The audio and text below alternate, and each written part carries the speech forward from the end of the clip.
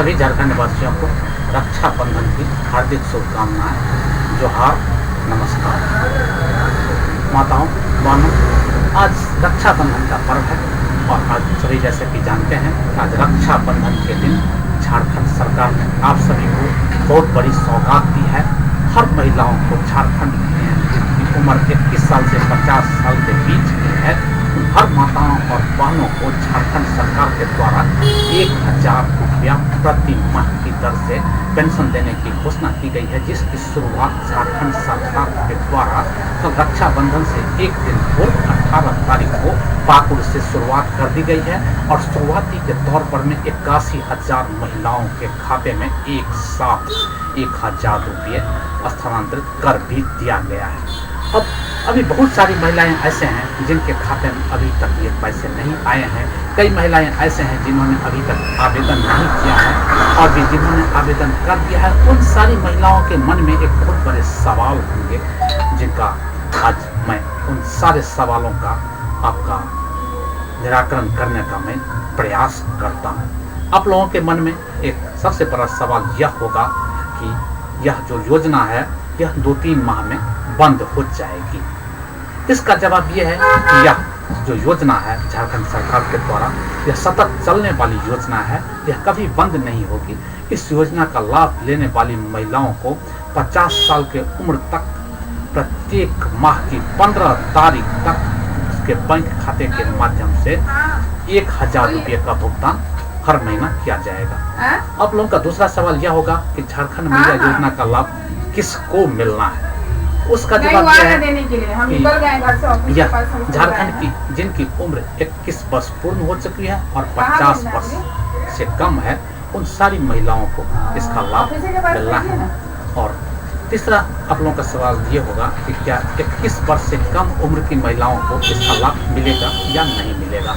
इसका जवाब यह है कि 21 वर्ष से कम उम्र की जो भी लड़कियां हैं उनकी 21 वर्ष जब पूरा हो जाएगा तब उनको इसका लाभ मिल पाएगा। इसके लिए वह अपने नज़दीक आंगनबाड़ी केंद्र के स्तर से उनकी लाभुकों की सूची तैयार की जाएगी और फिर उन्हें इस योजना का लाभ मिल पाएगा।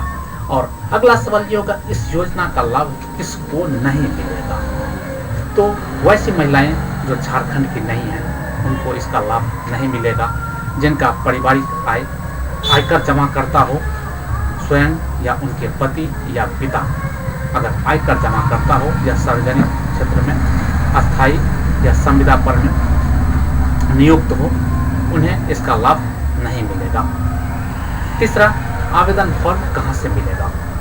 यह आवेदन फॉर्म आपको आंगनबाड़ी केंद्र से या प्रखंड विकास पदाधिकारी या अंचलाधिकारी के कार्यालय से निःशुल्क प्राप्त हो सकेगा।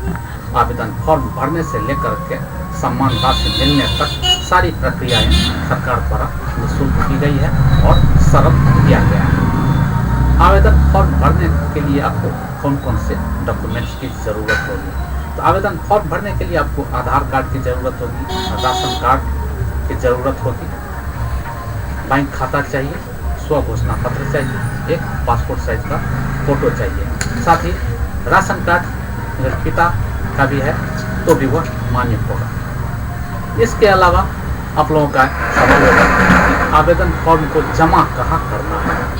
तो आपको आवेदन फॉर्म अपने किसी भी नज़दीकी प्रज्ञा केंद्र में अथवा प्रखंड विकास पदाधिकारी के कार्यालय में जमा करना है, शहरी क्षेत्रों में भी और ग्रामीण क्षेत्रों में भी। आवेदन फॉर्म जमा करने के बाद में आपको क्या मिलेगा। तो आवेदन फॉर्म जमा करने के बाद में आपको एक पावती रसीद मिलेगी, जिस पर में पोर्टल के माध्यम से पावती क्रमांक भी अंकित किया रहेगा। पोर्टल पर ऑनलाइन होते ही लाभुक के मोबाइल नंबर पर भी माननीय मुख्यमंत्री झारखंड सरकार का SMS प्राप्त हो जाएगा। अब अगला सवाल क्या है, आपको स्वीकृत की जानकारी कैसे मिलेगी। आपका आवेदन स्वीकृत हुआ या नहीं हुआ, इसकी जानकारी आपको कैसे मिल पाएगी। तो स्वीकृत प्राप्त होने के तुरंत बाद मुख्यमंत्री झारखंड सरकार के द्वारा लाभुकों के मोबाइल पर में स्वीकृत की भी सूचना तुरंत भेजी जाएगी। अब सम्मान राशि आपको कब मिलेगा। यह स्वीकृत माह से ही आपको सम्मान राशि मिलनी शुरू हो जाएगी। 1000 रुपये की सम्मान राशि लाभुक के बैंक खाते में भेज दी जाएगी। अब अगला सवाल आपका होगा कि बैंक खाते में राशि आने की सूचना आपको कैसे मिलेगी।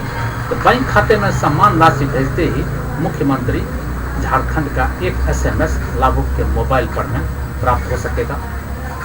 उसके बाद में वैसी महिलाएं जिनकी उम्र 50 वर्ष पूर्ण हो चुकी है, क्या उनको इसका लाभ मिलेगा या नहीं मिलेगा, यह भी एक बड़ा सवाल है।